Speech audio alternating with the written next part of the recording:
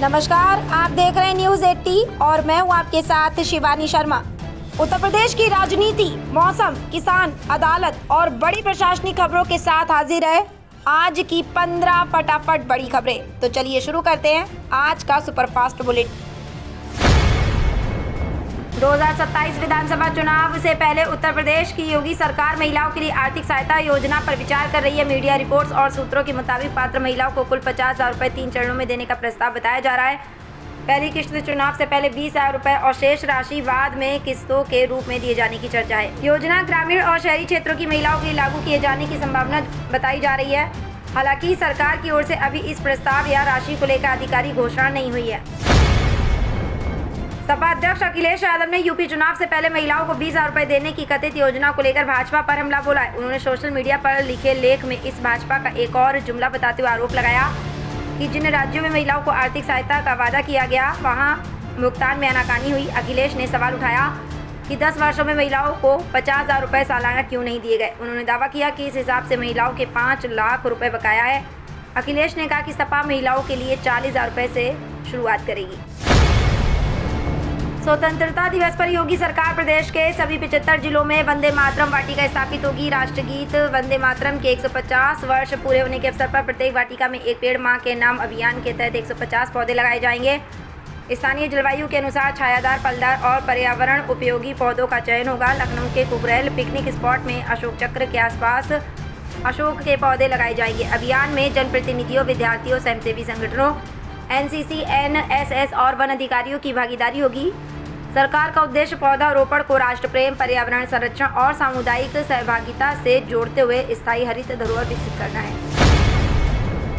उत्तर प्रदेश अधीनस्थ सेवा चयन आयोग ने सहायक लेखाकार एवं लेखा परीक्षक मुख्य परीक्षा का अंतिम परिणाम घोषित कर दिया है। विज्ञापित 1828 पदों के सापेक्ष 1643 अभ्यर्थियों का चयन हुआ है।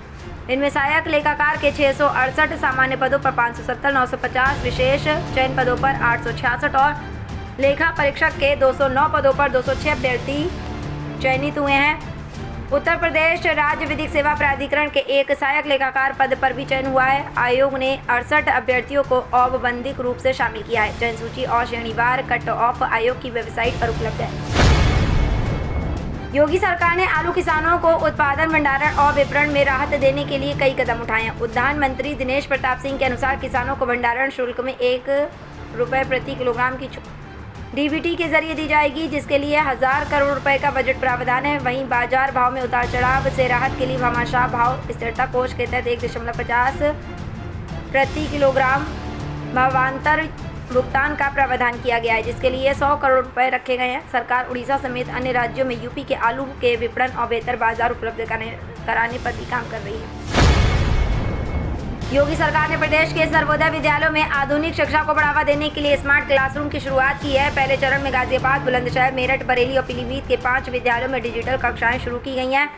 समाज कल्याण विभाग की इस परियोजना पर CSR के तहत 35 करोड़ रुपए खर्च किए जाएंगे। स्मार्ट क्लासरूम में digital board, smart panel, air conditioner और वुडन फ्लोरिंग जैसी सुविधाएं उपलब्ध होंगी। सरकार के अनुसार इससे ग्रामीण और वंचित वर्ग के विद्यार्थियों को गुणवत्तापूर्ण एवं तकनीकी शिक्षा मिलेगी। दूसरे चरण में अन्य सर्वोदय विद्यालयों तक इसका विस्तार किया जाएगा, जिससे प्रतियोगी परीक्षाओं और उच्च शिक्षा की तैयारी में मदद मिलेगी।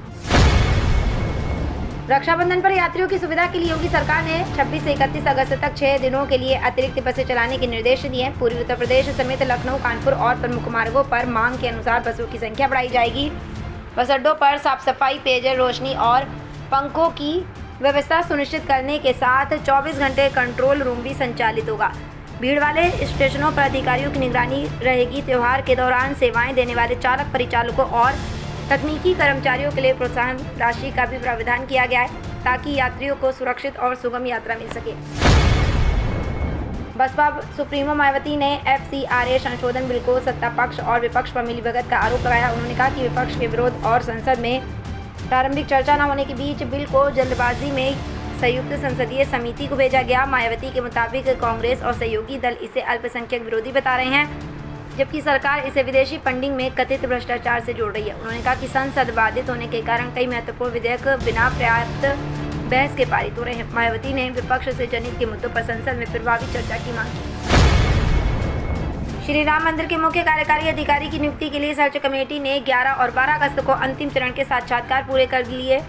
चयन प्रक्रिया में देश भर से 5,585 आवेदन प्राप्त थे, जिनमें से 16 उम्मीदवारों को अंतिम साक्षात्कार के लिए चुना गया। इनमें पूर्व सैन्य अधिकारी, सेवानिवृत्त IAS, IPS अधिकारी और अनुभवी पेशेवर शामिल रहे। समिति अवतीर्ण सर्वश्रेष्ठ उम्मीदवारों का पैनल तैयार कर श्री राम जन्मभूमि तीर्थ क्षेत्र ट्रस्ट को सौंपेंगी।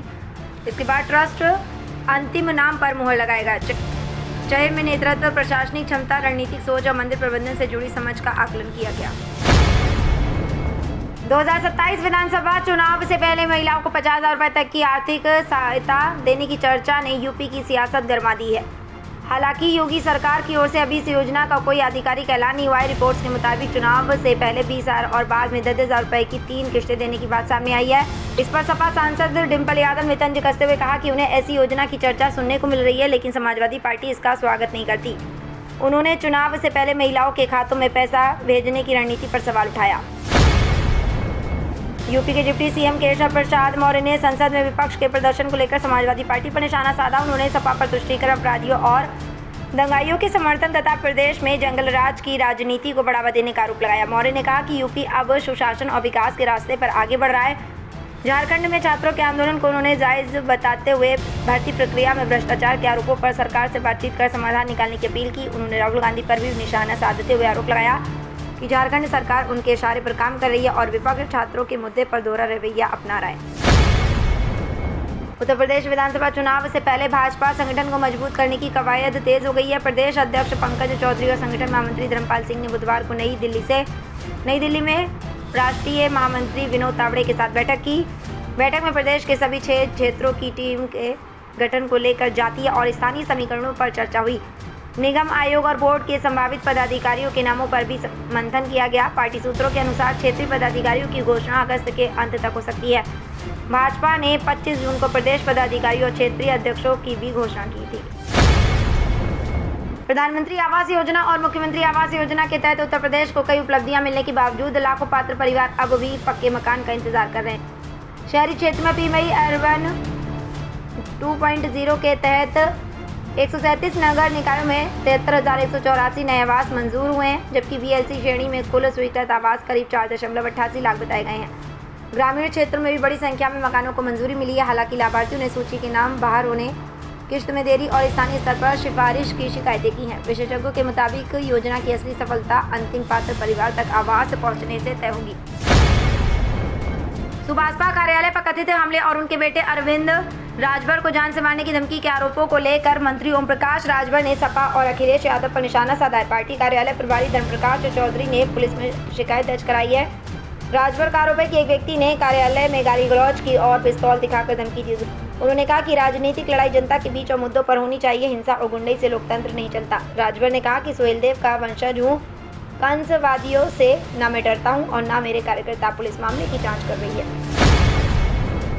और मौसम विभाग के पूर्वानुमान के अनुसार 14 अगस्त को उत्तर प्रदेश में मानसून सक्रिय रहने की संभावना है। पश्चिमी यूपी में मेरठ, गाजियाबाद, नोएडा, बागपत, बुलंदशहर, मुजफ्फरनगर, सहारनपुर और बरेली समेत कई शहरों में बारिश हो सकती है। कुछ इलाकों में तेज बारिश के साथ गरज चमक और तेज हवाएं भी चलने की संभावना है। पूर्वी यूपी में भी 14 अगस्त को बारिश के आसार हैं। मौसम विभाग की पश्चिमी यूपी में 14 अगस्त को भारी बारिश की संभावना जताई है। लोगों को जलभराव और खराब मौसम के दौरान सावधानी बरतने की सलाह दी गई है। तो ये थी आज की 15 फटाफट खबरें। अगर आपको वीडियो पसंद आया तो वीडियो को लाइक, शेयर व कमेंट जरूर करें। धन्यवाद।